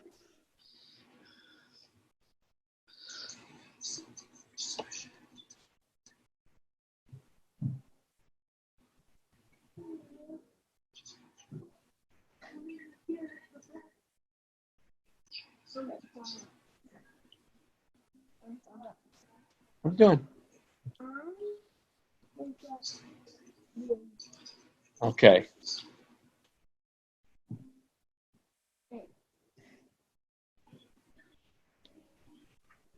Oh, there's a kiss for Daddy. Never gets old. Like I said, this is like some Kiki role-play stuff here going on.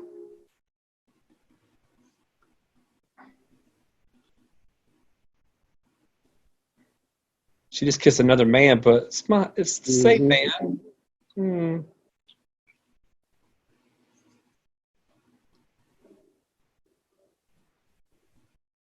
Little Back to the Future 2 action going on.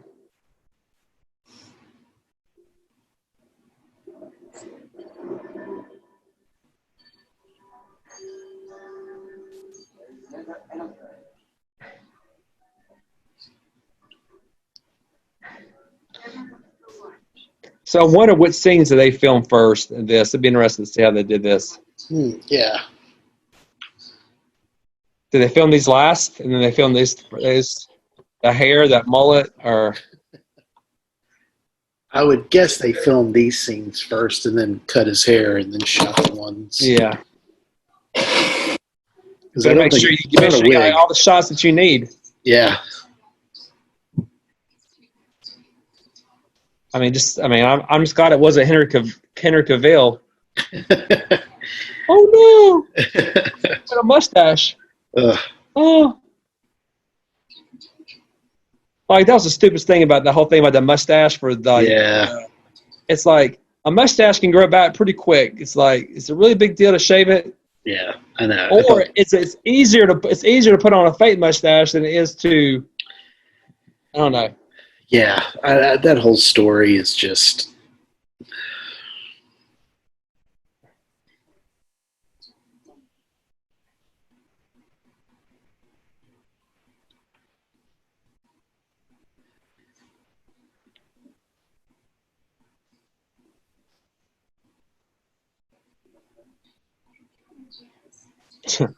You've been in bed for how long? Can you give me a chance?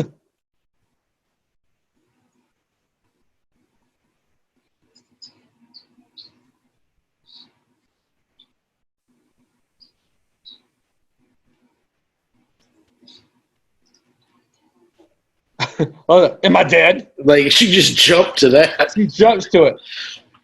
you have a picture? No, nothing recent. What, am I dead? It's like quick.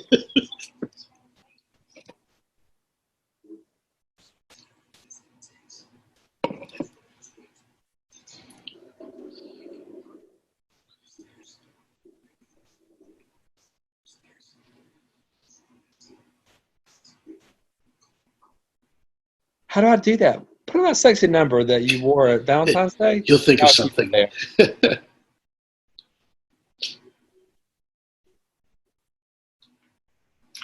Hi, Tiger.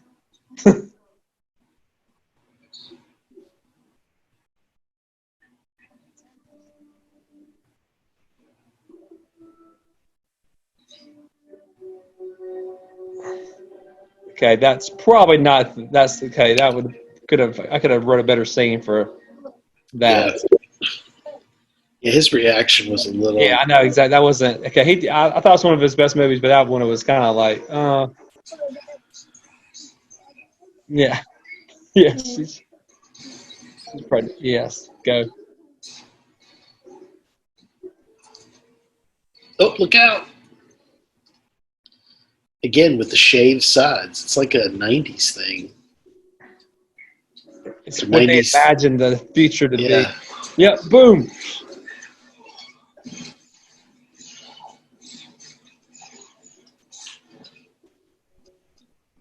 I seriously see that. I think of the Highlander movie, man. I was like, there can be only one.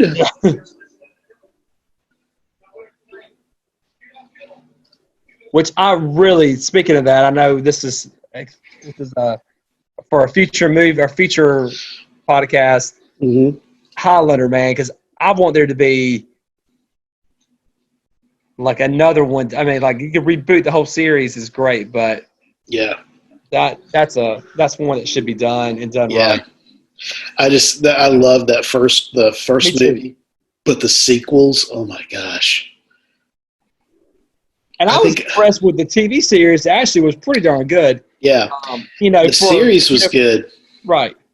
But the movies have. Yeah. Well, even like the last, I think it was the last one to come in theaters. They brought together the Connor TV show. And Adrian, whatever his name is, together. Yeah. And I wanted it to be good. I just was like, but it just, Well, no one had the foresight to they didn't think. I think that was just meant to be a one and done type thing. I think so. Good, and then they just added up. But Sean Connery, there we go. There's a little. Hey, like now we're pulling this together. It's like since she married Sean Connery's son, that's a nice way to pull in the. It's all connected. All connected. 6 Degrees of Sean Connery. And what's her name again? What's her name? Mia Sara. Mia Sara, yeah, Mia Sara. How do we?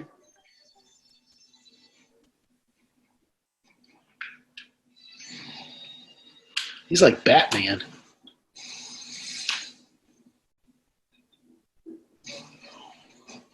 Again, I think we talked about this last time, but it's like I definitely think he would have been in some superhero movie. Oh yeah. If he was in this generation. Let's see. I wonder if Jean-Claude were, a much younger man today, living today, what Marvel or DC character would he have been a good fit for? So my first thought was Iron Fist. Kind of bringing the martial arts angle there. Be Danny Rand? Yeah, but obviously very different from the guy that they picked. But I could see him in some kind of capacity doing that. Or like one of the X-Men. I just can't think who. Well, you would have to use probably, like Gambit. Accent. Yeah, like Gambit. Yeah. I think we mentioned that last time. I think that would be a good one. Yeah. Oh, that's right. We did talk about that. Whoops. But no, that's a good. I think that would be a Gambit who could do splits. That is quite a slide. Oh, and just conveniently, just happens to fall. And what's Mullet doing out there? He's trying to evade that guy. That's right.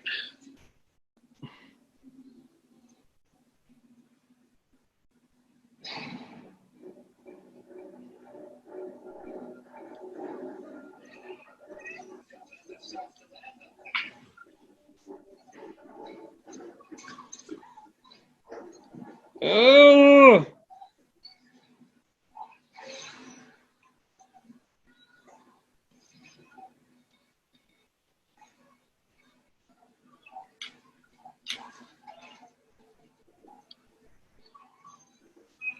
Yeah, I was going to say.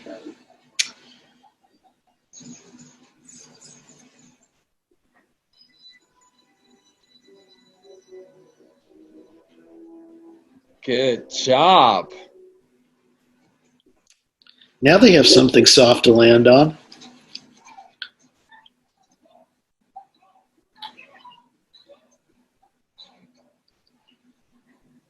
That's a pretty sturdy storm drain they've got That there. is a great gutter. Gutter, yeah. It's like Yes.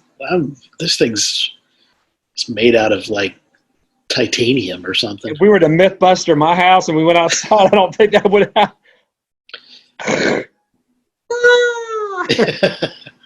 It'd be like, I got it.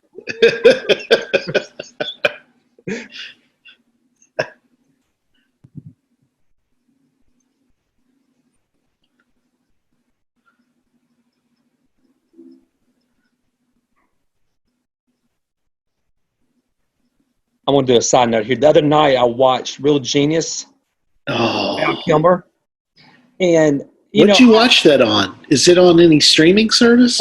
Prime has it. You can watch it with commercials. Oh, okay. And it's like my memories as a teenager watching that. It was like I really enjoyed it, liked it a lot, and everything. Yeah. And I watched it at night. And I was like, it definitely didn't live up to the hype of what. Really?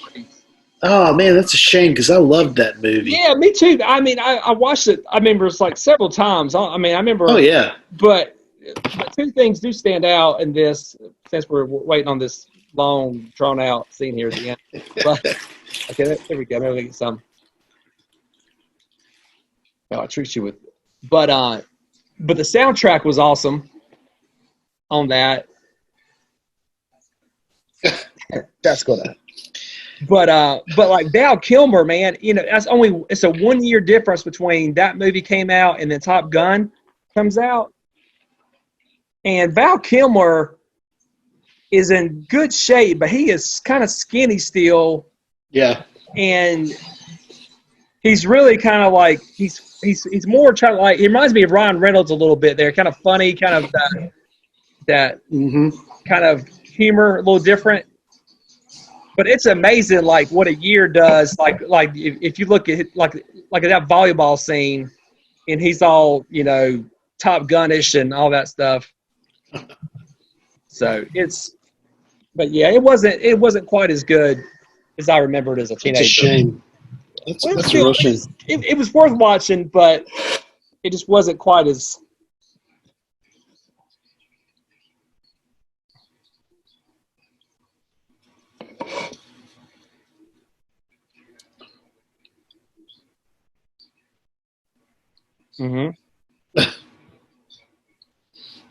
Speaking of Val Kilmer, I saw Tombstone last night. That'd be a good movie us to watch. He's so good as Doc Holliday. He is, man. That's like classic role.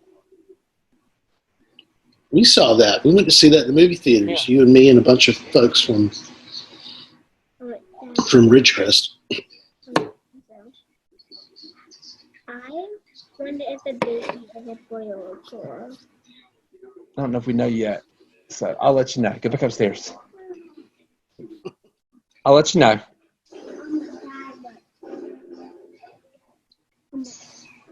Ooh, right in the head.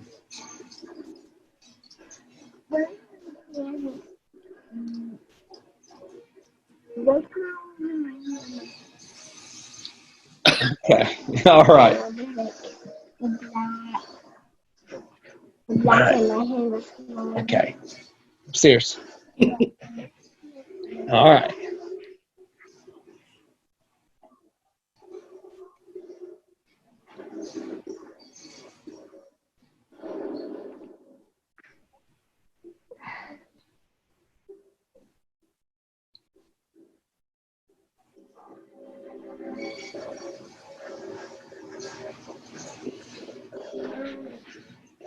Upstairs. Okay.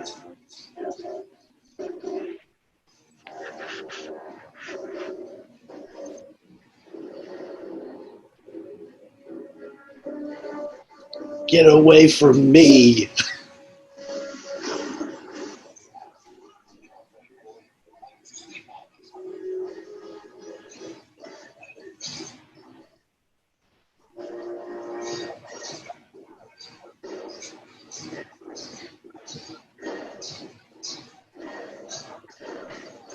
Oh, neck snap. Yeah. Huh. You know he means business when he breaks their neck. Yeah, there's the bomb. Yeah, what's with the bomb? Yeah, this time it doesn't.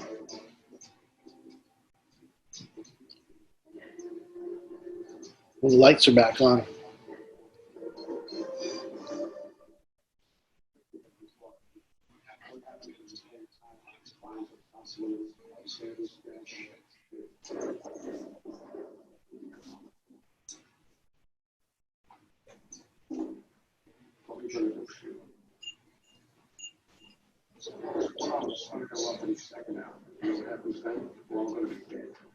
I'm going to live by default.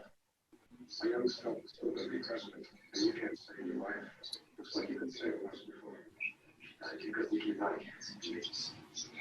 You're going to fuck with time. Wrong. I'm staying right. Oh, yeah. Usually I hate to leave things one-on-one, but in this case, I do. Oh. What? What?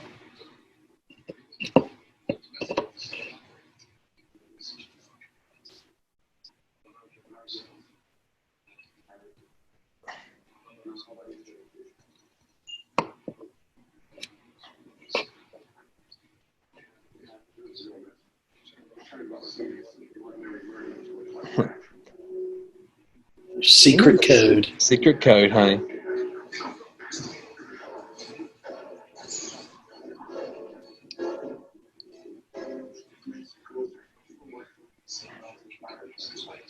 Oh, just remind everybody. No. Whoop. Ah! Ooh. Now that is really bad special effects. Even back then, I remember thinking, okay, this is really...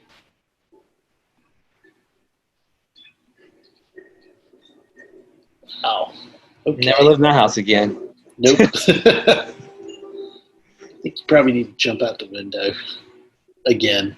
I think it's smarter for him to go find the bomb and to, like, throw it. You know, it's like... I mean, really, it's like... But I guess that one has the same... Let's drag this tension out slow mo. With her socks on.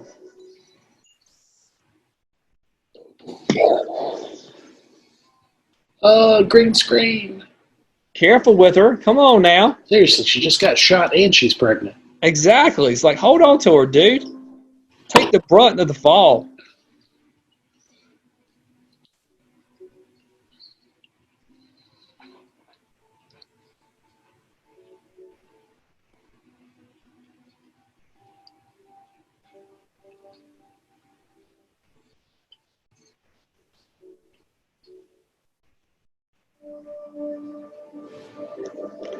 Oh, yeah. Laser beside him. I love that. Yeah. Yep. Like, but, oh, yeah. But in the past, he got up, he woke up a whole lot faster. Yep. But, you know. I think he got an extra beating this time around, so.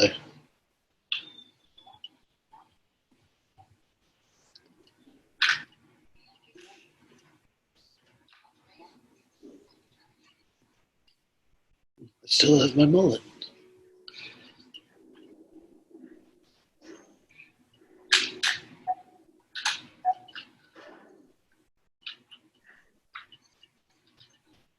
Richie, it's Richard.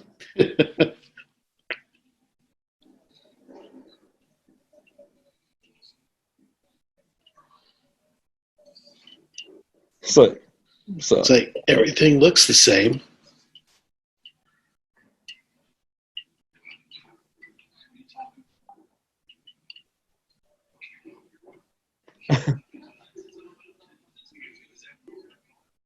yes, also you're a very late developer if you're walking around too.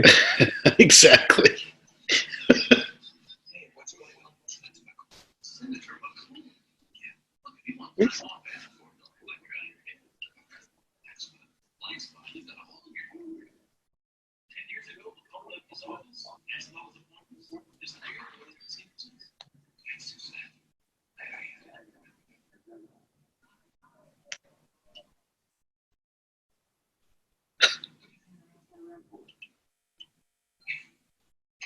You're fired. We fired you 6 weeks ago.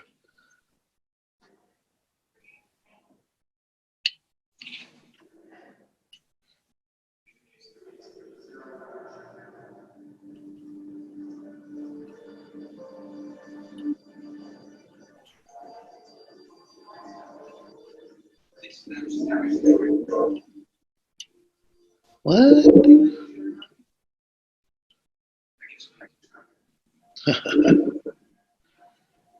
Happy birthday.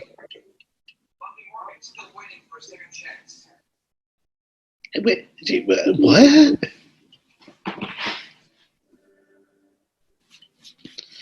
That Jean-Claude, such a card.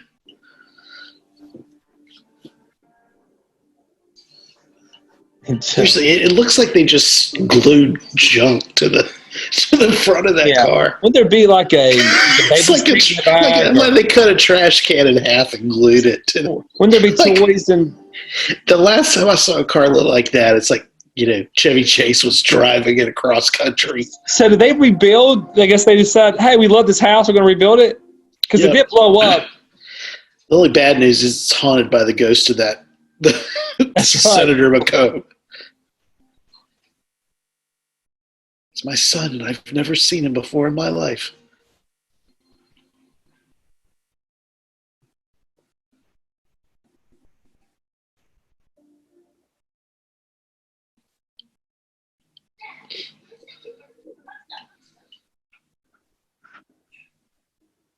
We can do that. Okay, so is that his real hair, or is that actually a wig?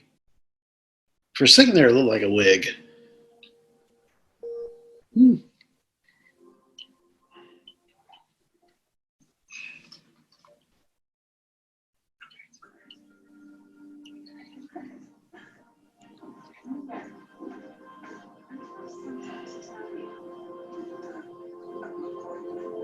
Oh, take your time. I'm not going anywhere with the feature. Yes. With the Oldsmobile, the Ghostbuster car, painted with what's a crap on top of it. I mean, what is all that junk? Canadian casting. So like they must have filmed there. They must have done the whole Vancouver thing twice. Yeah. Like back to back.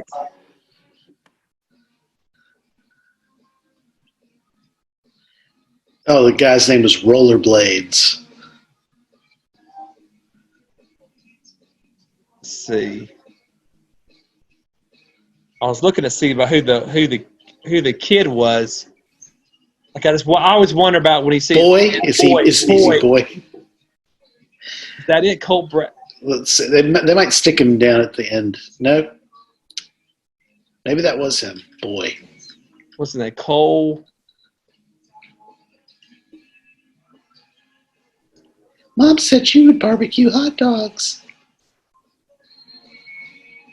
Cole Bratson. Let's see if I'm just curious if I always want to know, like, if these kids grow up and they go, well, when I was a kid, I was in Timecop with John Claude. He was a freaking idiot to me. He was mean, or he was really cool. Yep.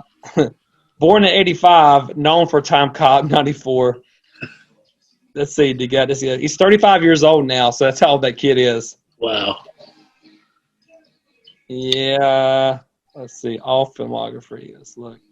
Yep, that's it. It's the only thing he ever did. As boy, and it Claim says. to fame. Hold on, picking. See if it will show up. No, it's too bright. But it says Timecop 1994 boy. Doesn't get a name. Not Max Jr. Nope, boy.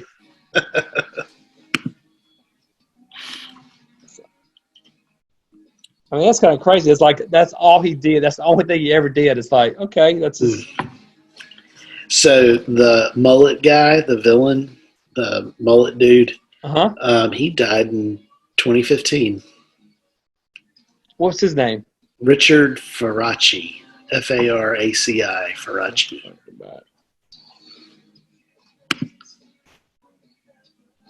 Oh, they are Cassie, yeah. I don't know why I was thinking this. I thought Jean-Claude was older than this, but he's only 59. I was thinking he was already in his 60s. Was he a wrestler, it looks like? I think so. It shows him I showed one of his pictures with a belt.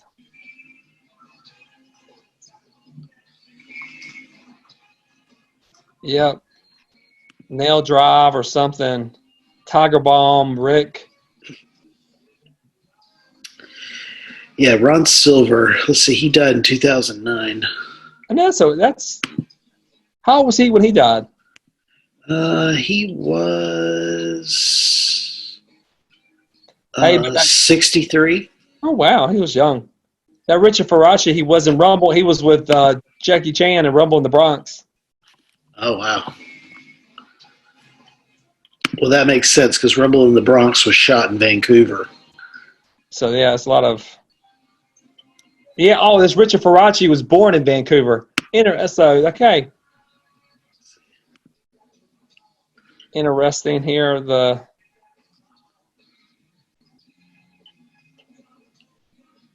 He was a martial arts champion, dude, and stunt performer. It says here. And even Jean-Claude, even after he died, he wrote a thing about pay tribute to him. It's pretty cool. Yeah. Well, that was Timecop. He goes, a dear actor, martial artist, fellow. Rick Faraci has passed away. Mr. Faraci played Cole in Timecop. He was such a nice person on and off the screen. Much love to his family, who will always be remembered. Hashtag RIP, hashtag JCVD. Yeah. Pretty good, Jean-Claude. Oh, and he was in, he says other credits include TV shows Smallville, Psych, and Arrow. Well, that makes sense. Those were being shot up there in his neighborhood. Exactly. That's pretty interesting. Small world.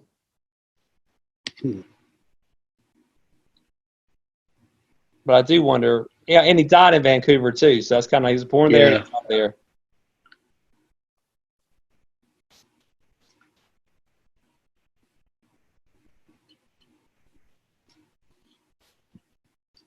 Oh, and he was in the Walking Tall movie as well in 2004 with The Rock.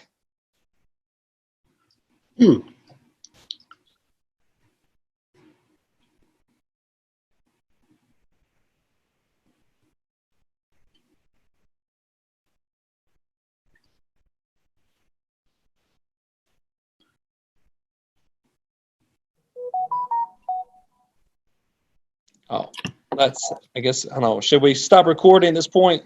Yeah, probably. Yeah. We'll call this as, so your final thoughts before we stop recording. What's your final thoughts on Timecop? Well, I think, it's obviously very dated in a lot of the things. I mean, it's a decent Jean-Claude Van Damme action flick. Like what we had said at the outset, I think he really was, he showed up really trying to deliver, his, attempt at like a big studio action pick. And I think it helped having those other actors around him who were, like Ron Silver is back in the day, Ron Silver was considered, like a very serious actor. Right. So I think having guys like him on there gave it a lot of cred. Is it as good as I remember it? Not so much, but still, it was enjoyable. I agree. I think we covered it most of it, during the movie. But I think my biggest problem probably is and it's not his problem, but it's the movie's problem. It's the mode of, as a time travel enthusiast as we are. It's like the mode getting there doesn't make sense about. Yeah. It doesn't, getting there, coming back. It doesn't flesh well, and so. Yeah, I mean, there were some clever ideas. I mean, like the whole thing with like Ron Silver's character getting the scar. Right. The ripple. Yeah, that whole thing. I think watching it now, it's like I would have liked to see them play more with the time travel concept. Like just try to find some clever ways to play with that concept and make it interesting. But I think I felt like there was a certain point in the movie, and I think it was right around the time where he goes back and, where Ron Silver gets the scar, that whole sequence. Like once he comes back to the present and it's changed, it just kind of, I don't know, it just kind of started to fall apart there. It just felt like it was like, okay, we're just kind of wasting time until we can get to the end where he shows up at his house and is able to prevent his wife from being killed, Gotcha. Yeah. I'm with you. Yeah. But for Jean-Claude Van Damme, this is probably definitely one of the few roles that he probably can actually hang his hat on and say, this is one of my best. Yeah. Even if there's some. Yeah, he should definitely be proud of it. I mean, I think no doubt. I just, it is kind of sad though watching this, thinking that, in a different world, or in a different timeline, if he had, I don't know what he could have had, but like I could have seen this turning out to be like taking him in a totally different direction where, if this had been successful here in the States, I mean, who knows? I mean, he could have gone on to do, more big studio movies that kind of could have given him more of like the staying power like Schwarzenegger had.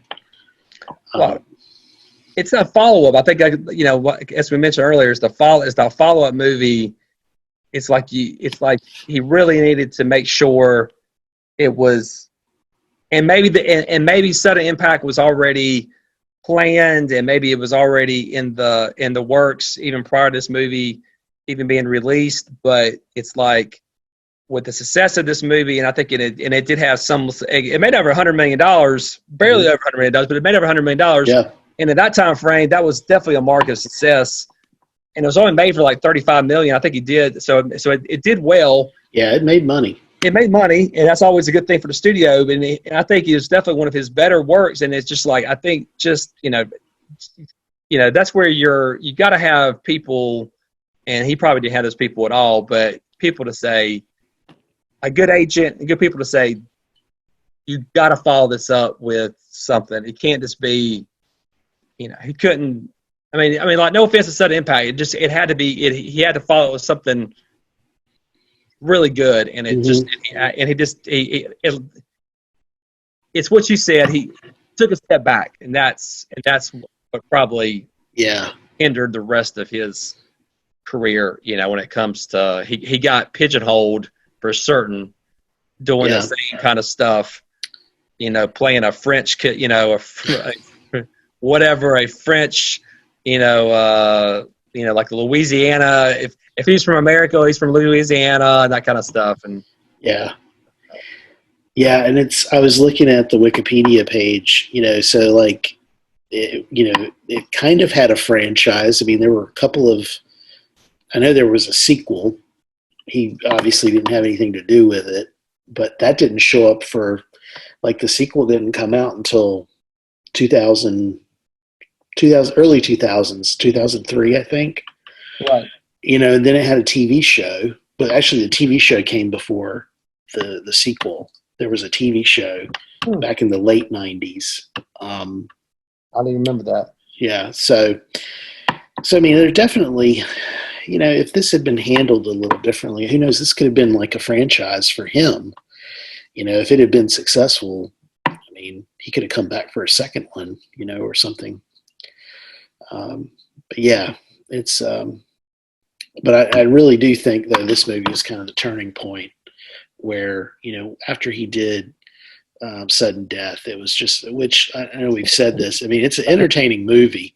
It just kind of feels like it should have, Sudden Impact should have come before Timecop. It's like, but anyway. I agree.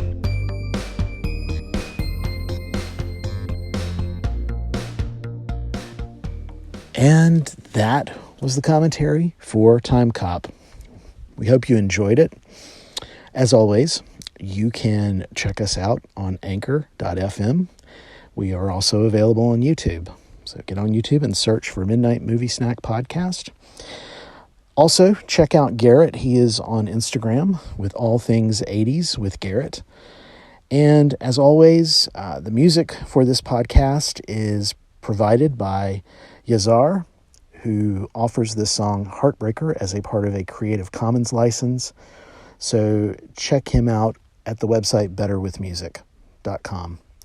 Until next time, thanks for listening.